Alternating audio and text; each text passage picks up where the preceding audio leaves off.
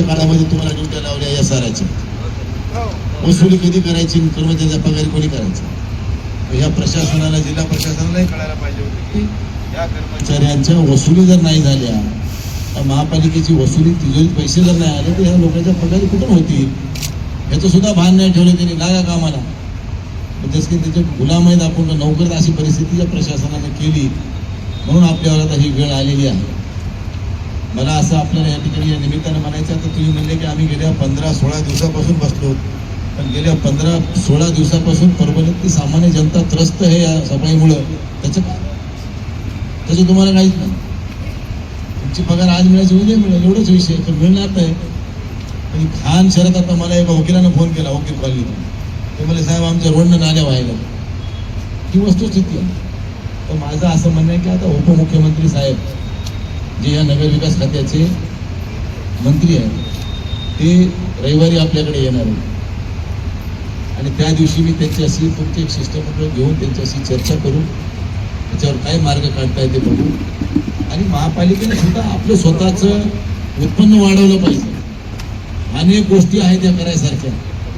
त्या ठिकाणच्या बऱ्याच ओपन पे जागा आहेत, बऱ्याच ठिकाणी अतिक्रमण आहेत, ते सगळे काढून DOTवर काही जागा बांधकाम केले. आयुक्त साहेब आपण बऱ्याच गोष्टी करू शकतो, आपल्याकडे आहेत. आपल्याला स्वतःचा सोर्स निर्माण करावा लागेल. बरेचसे गाळे तुमचे 100-50 रुपयाच्या भाड्यावर आहेत. इथं 500-1000 रुपयाला साधी 4 पत्राची रूम किरायाने भेटणार आणि इथं कमर्शियल लोक धंदा करले, लाखो रुपये कमवलेत.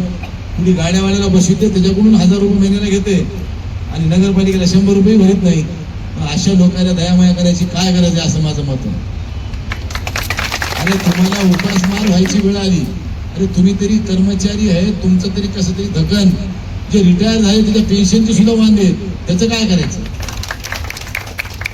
कारण मी नगरसेवक असताना अंतिकाबाईनं तेव्हा बी एक मोठं आंदोलन केलं होतं. अनुषाबाईला कोण जरी जोडी होती ह्याच्या संग आणखी फक्त महिला आपली ज्ञान होते, दुसरी गोरी त्या गोरेला होत्या बघायला. तर हे स्वतःचा सोर्स उभं करणं, आयुक्त साहेब काय आज उद्या नाही. इथं कोणी आयुक्त पदावर 2 वर्ष येईल किंवा जाईल, पण महापालिकेच्या सर्व सन्माननीय सदस्याची, महापौर, उपमहापौर, स्टँडिंगचे चेअरमन, सगळे सभापती सदस्य यांची नैतिक जबाबदारी आहे की या शहरामध्ये आपल्या महापालिकेचं उत्पन्न वाढवून आपण आपल्या ताकदीवर आपण या कर्मचाऱ्याचा पगार देऊ शकतो, एवढी तरी ताकद तुम्ही तुमची निर्माण केली पाहिजे. तुम्ही सगळ्या नगरसेवकांनी सर्वपक्षीय एक बैठक घ्यायला पाहिजे. आपसात बसून सगळ्या गोष्टीवर काहीतरी तोडगा काढला पाहिजे. काही विभागामध्ये तुमच्या वसुल्या मोठ्या प्रमाणात बाकी आहेत. तुम्ही जर त्या सगळ्या विभागाला आता तुमचे कर्मचारी पाठवले तर कर्मचारी म्हणजे संपावर आहे आम्ही. अरे जे वसुलीतले विभागातले कर्मचारी आहेत त्या लोकांना रोडवर काढा. एक 15 दिवसामध्ये त्यांना वसुली करायची ताकीद द्या. आणि जे मोठे मोठे ठोक रकमावाले आहेत तेवढ्याची यादी काढा आणि तेवढ्या लोकांकडून 100% नाही भरील, 50% भरील, पण तुमच्याकडं 4-2 कोटी रुपये जमा झाले तर या लोकांच्या पगारी होतील. या लोकांना सुद्धा वेठी धरण्याचा उपयोग नाही ना. शेवटी बघा त्यांची उपजीविका पगारीवर अवलंबून आहे. 1 महिन्याची पगार नाही आली, उदरपादार आणून ते कशी तरी टाकतील. 2 महिन्याची नाही, 3 महिन्याची नाही, 4 महिन्याची नाही, 5 महिन्याची नाही, तरी जगायचं कसं? मोठे लोक बोंबलेले आम्हाला पैसे पुरवणार म्हणून, मग गरिबाने काय करायचं? त्याची तर तुम्ही जे मिळाले हक्काचे ते सुद्धा द्यायला तयार नाहीत. ही सगळी जबाबदारी महापालिकेची आणि महापालिकेचा हे गलतान कारभार या सगळ्या गोष्टीला जबाबदार आहे. मी असं या ठिकाणी नावाजाने बोलतो. त्यामुळे आयुक्त साहेबांनी बाकी सगळ्या गोष्टीला बाजूला ठेवाव्यात. काही तुम्हाला कलेक्टर साहेबाकडं, कमिशनर साहेबाकडं काही अडचण असेल तर आम्हाला सांगा, परंतु तुम्ही वसुलीच्या बाबतीत सक्तीनं वसुली करा. कोणी असेल, छोटा असो मोठा असो, कोणी काय असेल, वसुली करून तुम्ही पैसे तुमचे सोर्स निर्माण करा. ज्या महापालिकेच्या काही जागा आहेत तिथं भाडेवाढीचा निर्णय तुम्ही तात्काळ का घेत नाही महापालिकेत? तुम्ही कोणाची वाट बघता? माझा तुम्हाला प्रश्न आहे. महापौराला आहे, आयुक्ताला बी आहे. भाडेवाढीचा विषय कशात उठलाय? का तुम्ही लोकांचं चांगलं लांबून चालन करता? ते का तुमचे जावई आहेत का? अरे बकरी अगर घास से दोस्ती करेगी तो खाएंगी क्या? भूखी मरेगी ना. त्यामुळं तुम्ही कोणाची लिहामुलजा करू नका. माझ्याकडे थांबलं असेल तर मला नोटीस पाठवा, मी उद्या भरायला तयार आहे. असं तुम्ही सगळ्याला ताकीद करा आणि सगळ्याकडून वसुली करा. आणि ज्या काही भाडेवाढीचा विषय आहे, जे गाळेधारकाचं कोर्ट मॅटर चालू होतं त्याचा कोर्टाचा निकाल लागलाय, ते लोक सुद्धा पैसे भरायला तयार आहेत. ते मला बोलू लागलेत सगळे वाते कॉम्प्लेक्सवाले या स्टेडियमच्या. तर तुम्ही सगळ्याची एक बैठक घ्या आणि सगळ्याला आवाहन करा की बाबा तुम्ही भाडेवाढ करा, त्यातले 50% पैसे तुम्ही आता आम्हाला डिपॉझिट करा.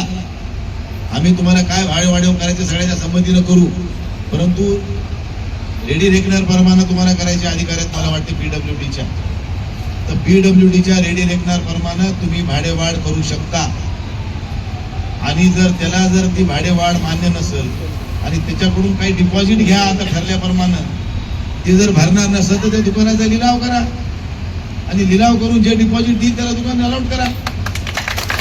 तुमचा सोर्स तुम्हाला निर्माण होईल आणि अशी कर्मचाऱ्याला उपोषणाला बसायची वेळ येणार नाही. कोणाचीही असो, यांच्या ठिकाणी मी जरी असतो, तुम्ही जरी असलात आणि तुमच्यावर जर अशी उपासमारीची वेळ आल्यानंतर तुम्ही तरी काय करणार आहे? तुम्ही हेच केलं असतं.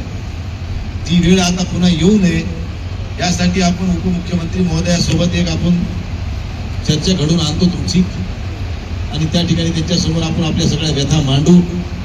त्याच्यातून आपल्याला त्या दिवशी मी परवा दिवशी मांडली मी व्यथा. ते म्हणजे किती महिन्याचा पगार थकला मला सांगा. मला वाटतं 5 महिन्याचा का 6 महिन्याचा थकला. 5 महिन्याचा पगार थकल्याचं मी त्यांना सांगितलंय. पण त्या आता 30 तारखेला साहेब येणार आहेत. त्या दिवशी मी त्यांची वेळ घेतो.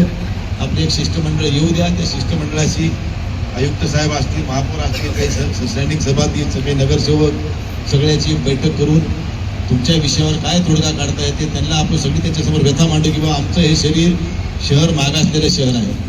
इथं कुठलाही उद्योग नाही. MIDC सुद्धा आमची निवासी आहे. बाकी तर इथं काही देणं नाही घेणं नाही या शहराला.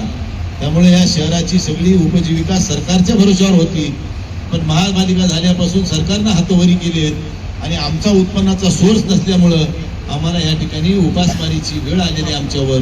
हिच्यातून आम्हाला बाहेर काढा अशी आपण यातना त्या मंत्री महोदयाकडे करू आणि आपला मार्ग कायमचा त्यातून कसा निघल याच्यासाठी आपण प्रयत्नशील राहू. मला वाटतं की तुम्ही आता तुम्हाला उपोषण सोडा म्हणलं तर तुम्ही म्हणतात पगार तर होईना, उपोषण सोडा म्हणून देणार का तुम्ही पगार घेणार का? ह्यांच्या 1 दिला म्हणजे आता कधी बाकी 4 ह्या कधी देणार आहेत? मग आता काय तुमच्याकडे काही इकडे तिकडे काही डिपॉझिट मागचे पुढचे काही टेंडर मध्ये काही भरलेले जुने तुम्ही घेत होते पैसे, काही ते जमा झाले, काही टेंडर फीस गोळा करत होते तुम्ही सगळ्या. तुम्ही पहिले वॉटर सप्लायला काही नावाखाली पैसे गोळा करत होते, काही 5% लोक वर्ग ती कुठं आहे?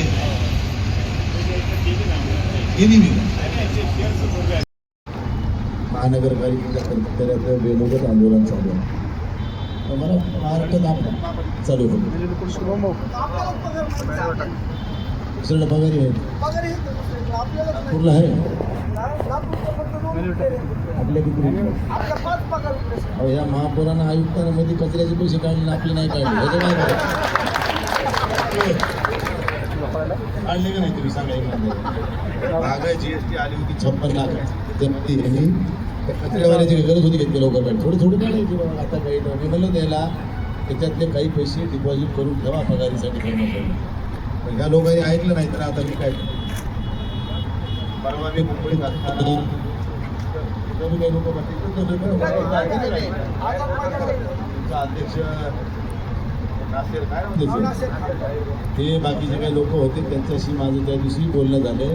मुख्यमंत्री महोदयांनी मागच्या बैठकीमध्ये महापालिकेचा अहवाल मागून घेतला होता. 7 नावाप्रमाणे होत्या आणि त्यांना हे कॅबिनेटमध्ये घ्यायचा विषय झाला होता. पण कशात रुकले काय रुकले मला आणखी काही त्यांना पूर्ण माहिती कलेक्ट झाली नसावी. त्याच्यामुळे ते एखाद्या वस्तू थांबला असावं. परंतु तुमच्या मागणीसाठी आम्ही सुद्धा तुमच्या बाजूने आहोत. तुमची मागणी जास्त आहे. परभणी महानगरपालिका ही ड वर्ग महानगरपालिका आहे. वास्तविकता ही महापालिका व्हायलाच नको होती. तरी नगरपालिकाच महत्त्वाची होती.